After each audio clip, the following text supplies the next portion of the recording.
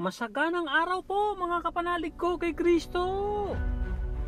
Ang inyo pong kapanalig na si Nico Cruz. Kumusta po kayo? Bago po ang lahat, God is forever in control. Opo, God is forever in control. Opo, forever in control. Yan po ang dapat na manuot sa ating isipan at kalooban. Ano man ang ating pinagdadaanan. Daanan lang!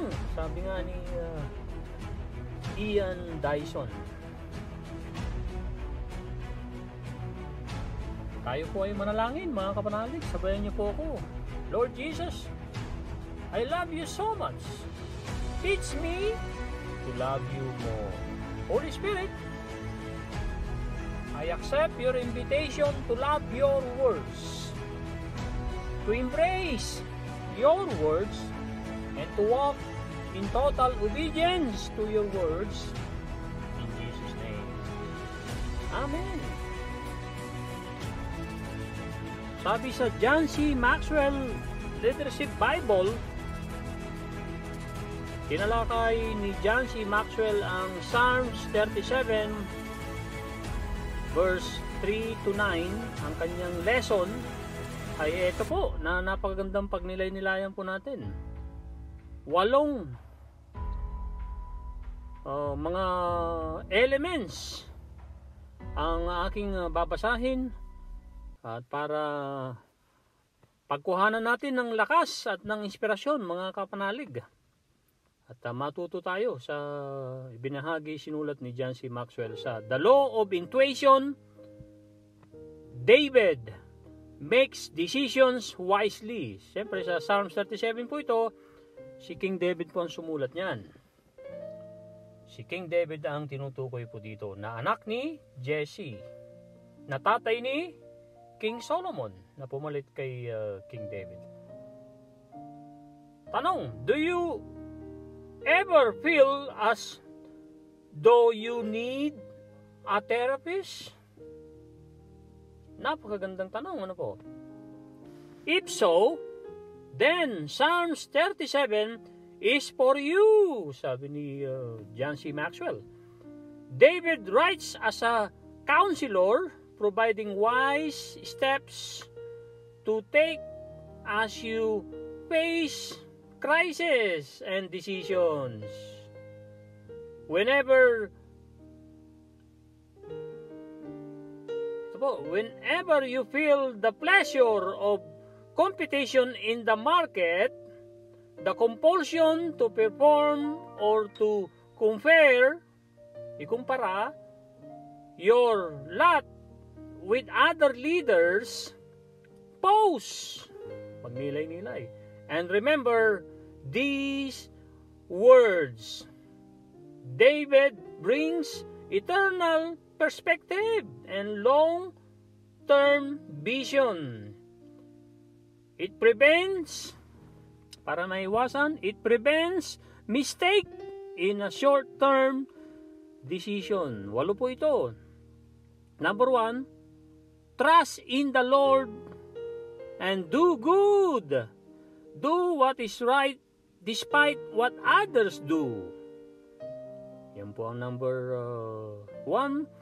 Hinango ni John C. Maxwell sa verse 3. Ito po ay lessons po niya, mga kapanalig. Paliwanag niya, mga insights niya, mga dunong niya sa pagkakaintindi niya ng basahin niya, pagnilay-nilayan niya, mineditate niya ang Psalms 37. So kung kailangan daw natin ng therapy, ang Psalms 37 po, napakagandang therapy, mungkahi ni John C. Maxwell at sinulat ni King David. Number 2, cultivate faithfulness and don't move too quickly. Don't rush anything. Verse 3. Prioritize God in His values. He will reward and satisfy you in the end. Verse 4. Commit your plans to Him. Sinong Him? Si Lord Jesus po yan. And trust Him. The results are in His hand. His hand, sa kamay ni Lord Jesus Christ, wala na pong iba. Verse 5. Hinango yan ni John C. Maxwell, verse 5, yung number 4. Number 5, be quiet and patient. Perspective comes when we grow still and think. Be quiet and patient. Sa number 5, perspective comes when we grow still and think. Number 6, don't preach. Ang preach ay visible na ikaw ay todo-todong nag-aalala. Kitang-kita sa pagmumukha mo, sa pagkilos mo na ikaw ay nag-aalala. Yan po ang Google Translate ng preach. F-R-E-T. Don't fret or compare. Such anxiety always gives bad motivation. Verse 7 po yan. Last 2, refuse to get angry at competition. Anger does not bring the results you desire. Verse 8. Number 8, put your hope in the Lord. Ultimately, He will guide and use your decision. Opo. Put your hope in the Lord. Ultimately,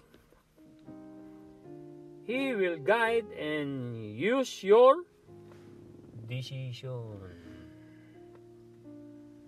Yan po ang napakagandang lessons sa Psalms 37. Ang ibinahagi naman today, TV Maria ni Father Roy Belien, napakagaling na pari po ito. Meron din siyang testimony sa YouTube, social media platforms ng TV Maria, Catholic social TV platforms, opo, social media platforms. I highly recommend all of you, mga kapanalig, na tayo lumago. Pag hindi po tayo lumalago, umihina or namamatay po tayo. Kailangan lumago, especially spiritually. At bakit ko nire-recommenda ang TV Maria? Especially kung ikaw ay Katoliko. Dahil Tagalog nanunood.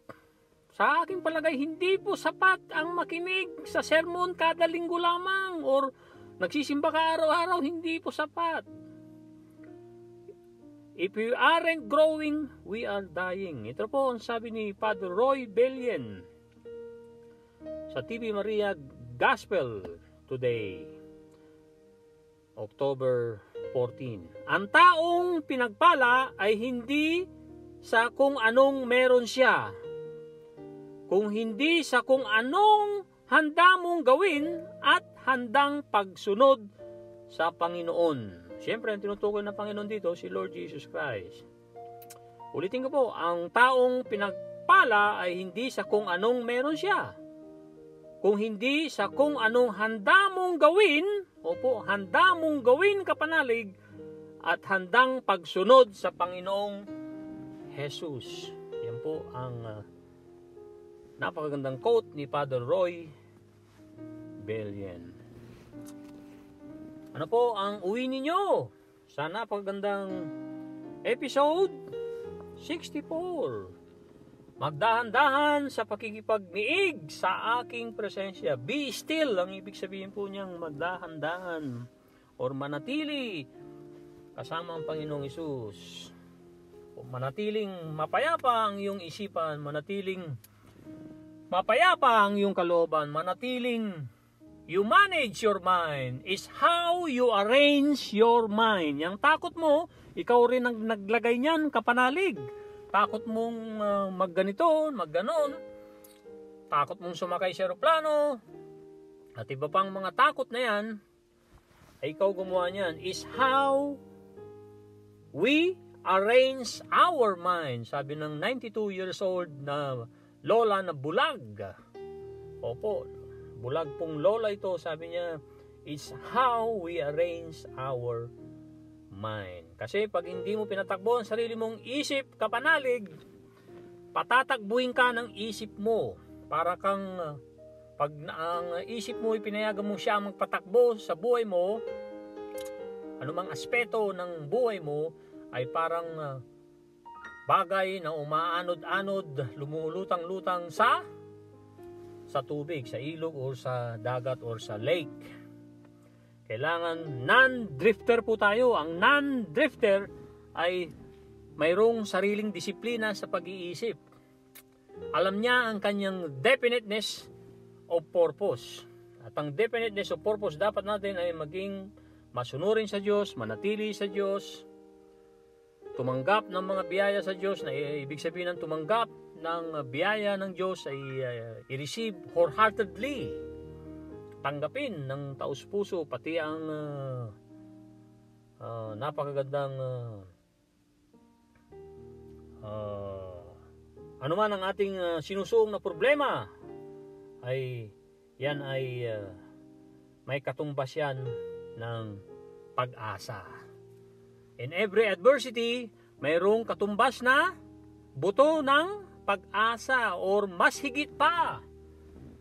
Mas higit pang pag-asa or oportunidad. Pagka nilabanan mo ang iyong problema, sinayawan mo lang parang kawayan, napasayaw-sayaw, pagka mayroong malakas na hangin, pagkatapos ng hangin, nakatindig muli. Pagkatapos ng bagyo, ay nakatindig muli tayo, kasama po ang ating Lord Jesus Christ, na napaka matapat sa atin, na mahal tayo.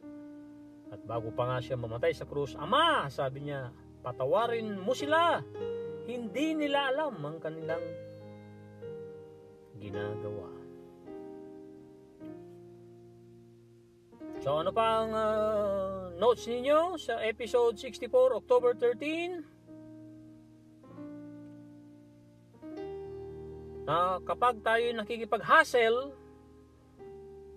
hustle means something that is bothering us, na tayo'y namumblema ng todo, natataranta, yan ay hindi magandang isipan yan. You can transform by renewing your mind. Kapanalig, Romans 12 verse 2. At pagka ikaw ay natataranta, namumblema ng todo, pumunta ka sa napakagandang sagradong puwang. Opo, sagradong puwang, sacred space, sagradong puwang na pakikipagkomunyon, pakikipagniig, pakikipag-collaborate, pakikipag-usap, suko sa Panginoong Hesus. Pag nangyari daw na tayo ay natataranta, tayo raw dapat ay magbuntong hininga, dahan-dahan, inhale, lasapin mo ng todo-todong napakalinis na hangin, inhale, palubuan tiyan, ang inhale mo ay pinapasok mo sa ilong mo, and then ibubuga mo dahan-dahan, ang lobo ng tiyan mo ay dahan-dahan din umiimpis, ibinubuga mo sa ilong o sa bunganga? Sa bunganga. Ang carbon dioxide na binubuga natin pagkatapos tayong huminga ng oxygen ay dapat sa bunganga. Kung bakit yan ang dapat natin gawin, panoorin po ninyo ang YouTube na interview kay Dr. Matthew Walker ni Lois House. Opo, Lois House. Napakagandang interview niya kay Dr. Matthew Walker. Pinaliwanag ni Dr. Matthew isa-isa kung bakit matulog ng regular ng 7 to 9 hours at huwag kumain ng marami pag matutulog na, at least 3 hours or kung kaya mo 4 hours na nakakain ka na bago ka matulog, and so on and so forth. Marami kayong matututunan dyan kung gusto po nating maging aware sa magandang kalusugan. Dahil ang magandang kalusugan, ano man yan, na gantimpala na gusto nating makamit, mayroon pong bayad. Opo, may bayad po yan. Pwede po ba tayong magpa-exercise? Nico, i-post up mo nga ako ng 50 or 70 kada araw para lumaki ang tiyan ko. Pwede mo ba sabihin sa akin yon? Kahit gusto kong gawin, pero ako ang lalaki ang katawan. ang lakas ko ay lalong madadagdagan. Kaya nga, pay the price of being healthy at being happy. Mamaya po ay pag-uusapan po natin ng harmony na binahagi ni Andrew Carnegie na napakagandang audio na nasa Audible, How to Raise Your Salary. Isang 10 oras na audio, 1908 interview. 3 narrator po dyan ang mapapakinggan nyo. Nasa Audible, dating nasa YouTube. Pero nasa Audible na po, How to Raise Your Salary. Maraming napagandang mapupulot. Para kang nakikinig mismo sa interview nung 1908 ni Napoleon Hill na 25 years old at 70 years old na si Andrew Carnegie, the richest man in the world. So mamaya pag-usapan po natin ang harmony na napakahalaga. So itong mga binabasa nating episode ay kapahingaan na libro ni Sarah Young ay kapahingaan at kapayapaan. Harmony din po ang ibig sabihin niyan. Alright, so kung imagine mo raw ang sakit at nararamdaman mo ay ang mga anak kong yan ay ginagapos nila mismo ang kanilang sarili at mubuhol na nagbibigay sa kanila ng napakalaking anxiousness na nagpapahirap sa kanilang isipan na tumatanggi sa aking regalo ng kapayapaan. Tandaan natin ang susunod na sinabi ni Lord Jesus Christ dito, I died a criminal death. Namatay ako sa pamamagitan ng kamatayang ako'y kriminal. Para siguraduhin ang blessings para sa iyo, anak. Kaya nga, tanggapin mo ng mapagpasalamat na mayroong pusong mapagpasalamat na inilalagay mo dyan, pinapayagan mong manatili dyan sa iyong puso. Ang aking kapayapaan ay napaka-inam na inner treasure. Inner treasure. Nasa panloob na kayamanan, hindi mo mapawarin, hindi mo mapagtanto, kapanalig. Yan po ang pagkakaintindi ko po ng inner treasure. At ikaw ay lalago within you na ikaw ay nagtitiwala sa akin ng todo. Therefore, sa makatuwid, ang mga pangyayari sa buhay mo ay hindi makakapagpagalaw sa iyo, ni hindi man lang makahipo sa iyo, dahil nananatili ka na nagagalak na mayroong kapayapaan sa aking presensya. Palakpakan po natin ang ating Panginoon sa kanyang napakagandang mensahe. October 13, magdahan-dahan ka sa pakikipagniig sa akin. Dahan-dahan means manatili. Manatili po tayo sa pakikipagniig sa ating Panginoong Hesus. Dahil talagang tunay na tunay, walang hanggang kapahingaan at walang hanggang kapayapaan ang hatid ng ating Panginoong Hesus. Ito na po ang episode 65, October 14, Sabado po. Ang kagalakan ay lumilitaw mula sa mga abo ng kahirapan. Opo, ang kagalakan ay lumilitaw, umuusbong mula sa mga abo ng kahirapan. Ashes of adversity. Saan po hinango ni Sarah Young po? Ang message na yan ni Lord Jesus Christ para sa atin lahat, mga kapanalig. Nasa James chapter 1 verse 2 to 4. Chapter 1 verse 2 hanggang 4. Ito na po. My brethren, count it all joy when you fall into various trials, knowing that the testing of your faith produces patience. But let patience have its perfect work, that you may be perfect and complete, lacking nothing. Lacking nothing. And then, nasa Psalms 107. Nasa Psalms 107 ang ating babasahin. Verse 10, 21 hanggang 22. It says, "Oh, that men would give thanks to the Lord for His goodness and for His wonderful works for the children of men. Let them sacrifice the sacrifices of thanksgiving and declare His work with rejoicing." With rejoicing.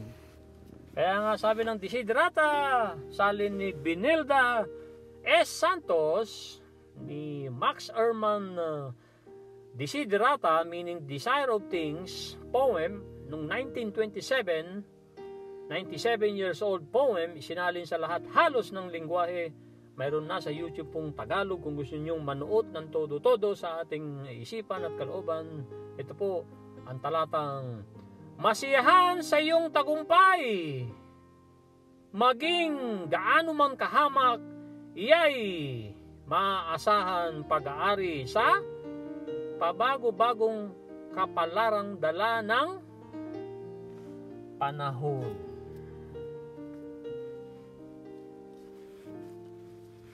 Yan po ang Desiderata na talata na napakagandang pagnilay-nilayan natin.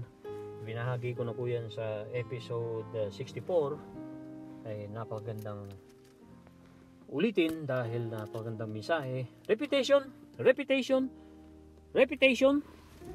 affects dramatically our success conscious. Ito na po ang episode 65. Ito na po ang mensahe ni Lord Jesus Christ, episode 65. Napakagandang libro ni Sarah Young, Enjoying Kapayapaan sa Presensya ng Panginoong Hesus. Be prepared. Maging preparado. Be prepared to suffer for me in my name. Sa aking pangalan. All suffering has meaning in my kingdom. Pain and problems are opportunities to demonstrate your trust in me. Bearing your circumstances bravely ay super tapang. Even thanking me for them. Ano pong tinutukoy yung them? Yung mga problema po natin. Is one of the highest forms of praise. Forms ay anyo ng napagandang pagsamba sa Panginoon. This sacrifice of thanksgiving rings golden tune bells of joy throughout heavenly realms. Realms ay kingdoms. Realms on earth also. Your patient suffering sends out ripples of good tidings in ever widening circles. Ano po ang ibig sabihin ng ripple? Its effects gradually spread, causing several other events to happen one after the other. Yan po ang meaning, ibang meaning ng ripples of good tidings and ever widening circles. Para kang bumato ng bato sa tubig, sa dagat or sa ilog or sa lake. When suffering strikes, dugtong ni Lord Jesus Christ sa atin lahat na kanyang mensahe, remember that I am sovereign and that I can bring good out of everything. Do not try to run from pain or hide from problems. Instead, accept adversity in my name, offering it up to me for my purposes. Thus, your suffering gains meaning and draws you closer to me. Joy emerges from the ashes of adversity through your trust and thankfulness.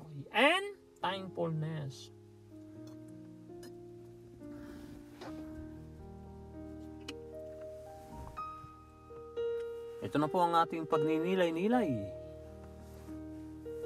sa ating lingwahe ng episode 65. Ang kagalakan ay lumilitaw mula sa mga abo, mga abo ng kahirapan. Lumilitaw, umuusbong, nagiging tangible. Tangible ay hindi na ay nakikita po, nahahawakan, nahihipo. Ang intangible ay hindi po nakikita. Alright? So maging handa na ikaw ay magdusa para sa akin. Napaka matapang na ano po ito na salita. Maging handa ka para ikaw ay magdusa. So dapat tayo maging matapang na tayo ay nagdurusa para sa gloria ng Panginoon. Sa ngalan niya, maging handa kang magdusa para sa akin, sa aking ngalan. Ang lahat ng mga pagdurusang yan ay nagbibigay daan sa aking kaharian. Ang mga pasakit at mga problema, mga problema ay mga oportunidad para maidemo mo, maipakita mo ang pagtitiwala mo sa akin, sabi ni Lord Jesus Christ sa atin lahat. Na ang mga pangyayari sa buhay mo ay dinadala mo bravely, na nagpapatapang sa iyo, na yan pa ang daan para pasalamatan pa ako ng todo, anak. Iyan ay isang napakataas anyo. Yes, napakataas anyo ng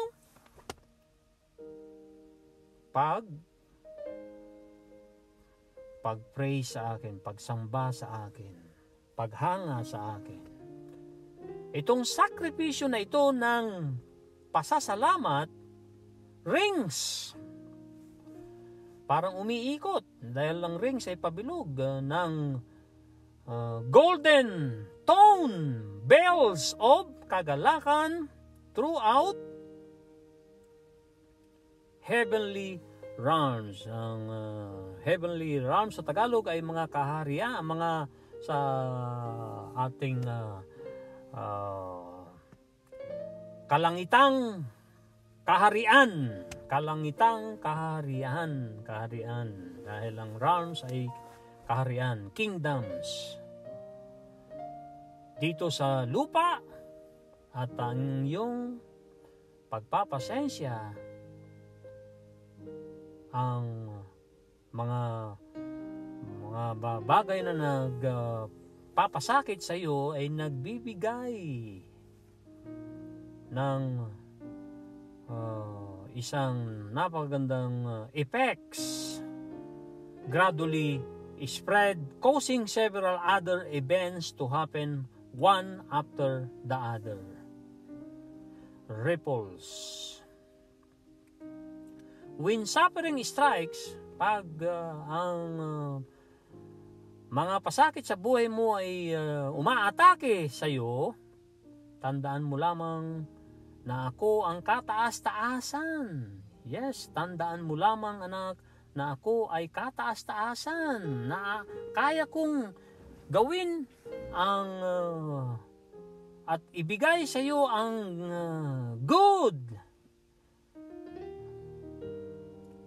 good mula sa mga problema mo. Huwag kang tatakbo, huwag kang iiwas sa mga pasakit sa buhay mo, at huwag mong itago ang mga problema mong yan, anak. Bagkus, tanggapin mo na ang mga kahirapan, adversity, tanggapin mo ang kahirapan sa aking ngalan. Napakaganda ang salita ni Lord Jesus Christ. Tanggapin mo ang kahirapan sa aking ngalan. At iniaalay mo yan sa akin, sa aking mga purposes, mga rason, na yung mga sufferings na yan, mga pagdurusa, mga pasakit na yan, ay nagbibigay ng gana, nagbibigay ng benepisyo, meaning, ay yan pa ang magpapalapit sa iyo sa akin. At ang kagalakan ay lumilitaw mula sa mga abo ng kahirapan. Sa pamamagitan ng, sa pamamagitan ng pagtitiwala at pasasalamat mo sa akin, anak. Yan po ang episode 65. Napakaganda po. Palakpakan po natin ang Panginoong Hesus. Dumako na po tayo sa Mangangaral, 3 kabanata. Opo, 3 kabanata, karugtong po sa episode 64. Sinimulan po natin doon ng binasang ang unang bersikulo hanggang 11. Dito na po tayo sa 12. Sa 3 kabanata ng Mangangaral, may kanya-kanyang takdang panahon. Ang tinalakay ni King Solomon para sa atin, para bigyan niya tayo ng inspirasyon at madagdagan pa ang dunong natin para sumunod sa Diyos at para manatili sa Diyos at para itanim ang mga salita ng Diyos. Ito na po, mga kapanalig, ang verse 12. Alam kong walang pinakamabuti sa tao kundi magpakaligaya at gawin ang pinakamabuti habang siya'y nabubuhay. Alam ko ring kaloob ng Diyos na ang tao'y kumain, uminom at pakinabangan ang bunga ng kanyang pinagpaguran. Alam kong na mamamalagi ang lahat ng ginawa ng Diyos. Wala nang kailangan idagdag pa, wala rin dapat bawasin. Gayon ang ginawa ng Diyos upang ang tao'y magkaroon ng takot sa Kanya. Lahat ng nangyayari ngayon ay nangyayari na noong una. Gayon din ang magaganap pa. Paulit-ulit lamang ang pangyayari. Kawalan ng katarungan ang susunod na ating babasahin. Nagsisimula sa verse 16. Nakikita ko rin sa mundong ito na ang katarungan at pagiging matuwid ay nababahiran pa rin ng kasamaan. Sa loob-loob ko'y hahatulan ng Diyos ang masama at ang mabuti pagkat may itinakda siyang panahon para sa lahat ng bagay. Verse 18. Tungkol sa tao, naisip kong sila ay sinusubok ng Diyos upang ipakilala ang tao ay tulad lamang ng mga hayop. Ang hantungan ng tao at ng hayop ay isa. Lahat ay mamamatay. Ang tao'y walang kaibahan sa hayop sapagkat ang lahat ay walang kabuluhan. Isa ang kauwian, lahat ay buhat sa alabok at sa alabok din uuwi. Sino ang nakakatiyak kung ang kaluluwa ng tao ay aakyat sa itaas at ang kaluluwa ng hayop ay mahuhulog sa kadiliman? Kaya naisip kong walang pinakamabuti sa tao kundi pakinabangan ang kanyang pinagpaguran. Ito ang ating bahagi. At sino ang makakapagsabi sa kanya kung ano ang mangyayari sa pagkamatay niya? Yan po ang kabuuan ng 3 kabanata ng mga ngaral. Napaganda, ano po?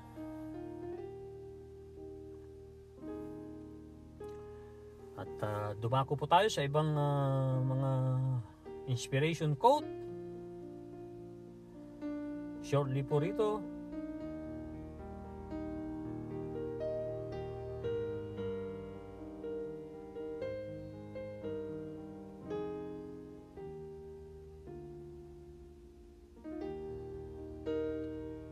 Sandali lang po.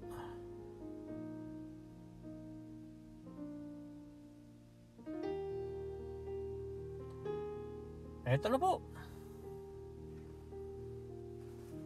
Ang napagandang ibinahagi ni kapatid Cecil na salita ng Diyos na nasa Hebreo, Tagalog po, verse 1 to verse 12. Hebreo chapter 12 verse 11. Pasensya na po. Medyo maliit yung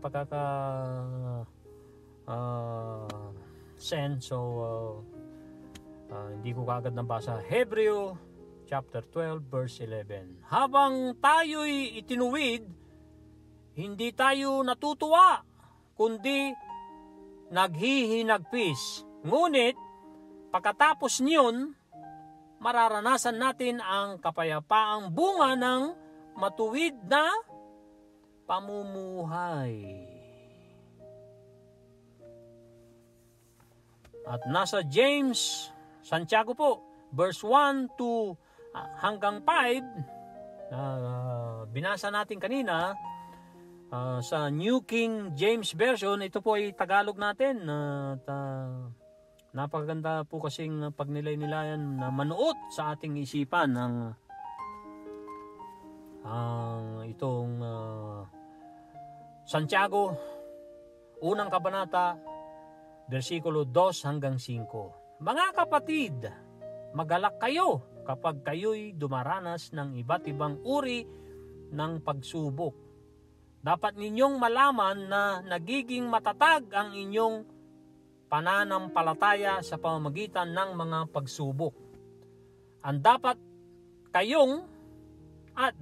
kayong magpakatatag hanggang wakas upang kayo'y maging ganap at walang pagkukulang. Ito na po ang verse 5. Ngunit kung ang sino man sa inyo ay kulang sa karunungan, humingi sa Diyos at siya'y bibigyan, sapagkat ang Diyos ay nagbibigay ng sagana at hindi nanunumbat. Amen. Ito po yung iba nating gustong ibahagi for today, mga kapanalig.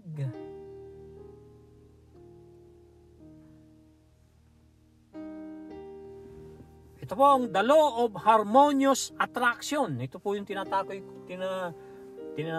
ko una.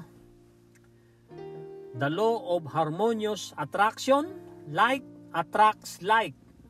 Andrew Carnegie. Ano po ang ibig sabihin po niya rito? Tinanong siya ni Napoleon Hill sa interview niya noong 1908. At sabi mo nga, Mr. Carnegie, pamungad ni Napoleon Hill, ikaw ay galing sa mahirap na pamilya, galing ka sa Scotland, nag-migrate kayo ng tatay at nanay mo kasama ang kuya mo, at ilang taon pa lamang ay namatay agad ang yung tatay at kuya sa Amerika, dito sa Amerika. So kayong dalawa na lang ng nanay mo ang nagsikap, nagmahalan ng todo, kahit wala kang aral, pero ikaw ay nagwagi. Ikaw ay the richest man in the world ngayon. Sabi mo nga, hindi ka nakapag-aral. At super hirap ang buhay nyo sa Scotland na nag-migrate nga kayo dito sa Amerika. Ano ang sikreto mo? Saan mo nakuha yung mga tagumpay na yan na sikretong na yung nakamit? Sa sagot ni Andrew Carnegie, hinango ko ang aking tagumpay sa Bible, sa New Testament. Si Lord Jesus Christ, sabi ni Andrew Carnegie, ay nakipag-alyansa sa mga tao. Kumuha siya, pumili siya ng 12 disciples, at ang pinakasikreto ni Kristo, sabi ni Andrew Carnegie, mayroon siyang napakagandang relasyon sa kanyang Ama sa langit. At harmony, very harmony. Laging ang harmony ang makikita mo kay Kristo. Kaya nung ang kanyang mga disipulo ay sumusunod sa kanya, umaayon sa kanya, at nangingibabaw ang harmony ay kapayapaan, katiwasayan, matiwasay ang kanilang relasyon bilang si Kristo ay ang kanilang teacher, rabbi, at tinuring na Panginoon, anak ng Diyos, ay napakaayos ng kanilang relasyon. At maging ang mga disipulo ay nakakapagpalayas ng demonyo, di ba? Na susulat sa New Testament, sabi ni Andrew Carnegie kay Napoleon Hill. I agree, sabi ni Napoleon Hill. And then, tignan mo ang nangyari kay Judas Iscariot. Si Judas, nung siya ay ng Judas, ipinagkanulo ang Panginoon niya na si Kristo. Anong sumunod na nangyari kay Judas, sabi ni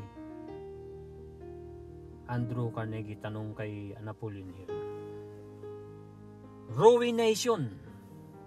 Nasira ang buhay ni Judas nung nawala na ang harmony ng kanyang isipan at kanyang kalooban dahil pinagkanulo niya kapalit ang silvers, pero itinapon niya rin dahil napagtanto niyang mali ang kanyang ginawa.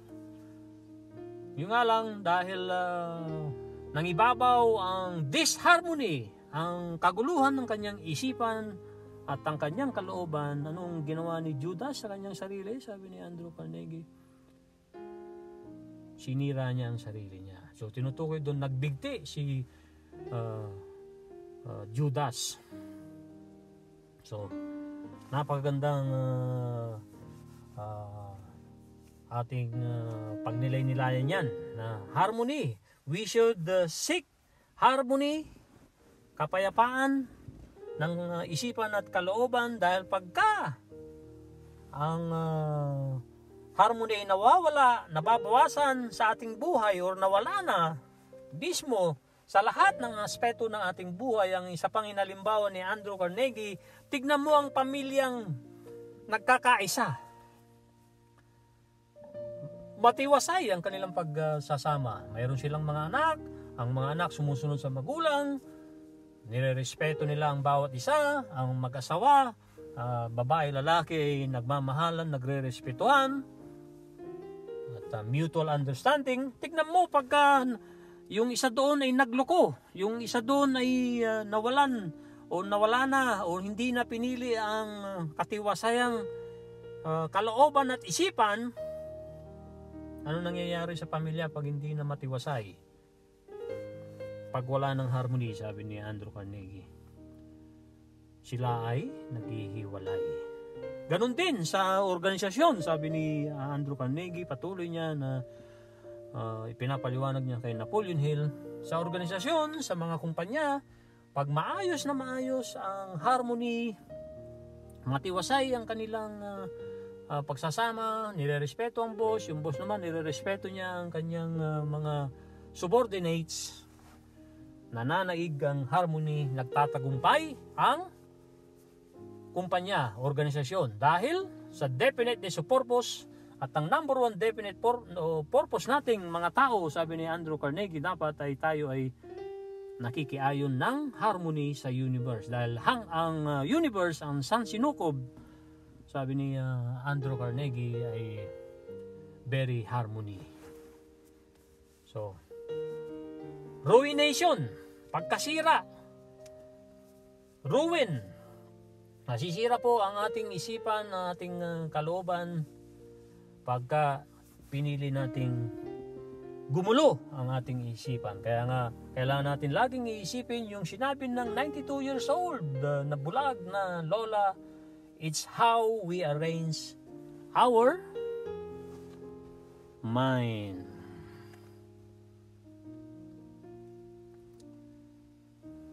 Ito pa ang quotation na ibinahagi ko sa ating fantastic Happy to Serve. Babasahin ko na lang po, and then panghuli ay yung nasa Genesis chapter 18. Return good for evil. Palitan ng kabutihan ng mga kasamaan na ginagawa sa iyo, sinabi sa iyo. Act, don't react when others hurt you. Do everything possible to keep you peace, kapayapaan. Choose wisely which hills to die on. Opo, piliin po natin mga kapanalig ang bundok na ating pipiliing pagkamatay, to die on. So we should choose wisely which hills to die on. We should choose our battles. Hindi lahat ng laban ay nilalabanan, lalo na kung alam mong matatalo ka lamang, hindi dapat na lumaban. Hindi kaduwagan. Opo, hindi kaduwag pag ikaw ay umaatras, kapanalig. Ikaw ay gumagamit ng isipan mo. Mas magandang spiritual battle kaysa ang gera ng panay sandata, ang pinapairal ng digmaang katulad sa Russia at saka sa Ukraine. Mayroon pong spiritual battle. Opo, sa spiritual battle ay yan po ang ating sinusuong. So mas magandang gamitin ang spiritual power, which is kapayapaan, kapahingahan. Remove revenge from your life. Let God judge others. You love them. John C. Maxwell. Ito na po ang napakagandang lessons ni John C. Maxwell sa Genesis 18. Pamagat po ng lessons ni John C. Maxwell na nasa Genesis chapter 18 verse 16 to 33. Ito na po. In Genesis 18, 16 hanggang 33, chapter 18 verse 16 to 33, Abraham does something incredible. Ano yun? Ano kaya yung tinutukoy ni John C. Maxwell dito na incredible na ginawa ni Tatay Abraham? Ito po. When God revealed that He planned to destroy the cities of Sodom and Gomorrah, Abraham confronted God, knowing that his nephew lived in Sodom and believing that God would never destroy the righteous citizens there. So, he took a stand as all good leaders are able to do and negotiated how many people it would take for God to withhold his punishment. Abraham wasn't afraid to use his resolve and his insight to ensure safety of his family. Sumunod pong lessons na sinulat ni John C. Maxwell sa Genesis chapter 18 verse 19 hanggang 21 ay ito po. God had the last laugh. Ang ating Father God ay siya ang nakakuha ng huling halakhak. ang tinutukoy po dito ay si Sarah. So ito po ang lessons na babasahin ko po. God saw Sarah's laughter and he ay si Father God, knew that she was thinking. She ay si Sarah, asawa ni Tatay Abraham. The elderly woman heard the Lord tell her husband, the even older Abraham, that within a year, she ay si Sarah, would bear him a son. How could this be? She wondered. Tanong ni Sarah, paano mangyayari to? To her ears, it sounded implausible. Implausible ay not seeming reasonable or probable. Preposterous.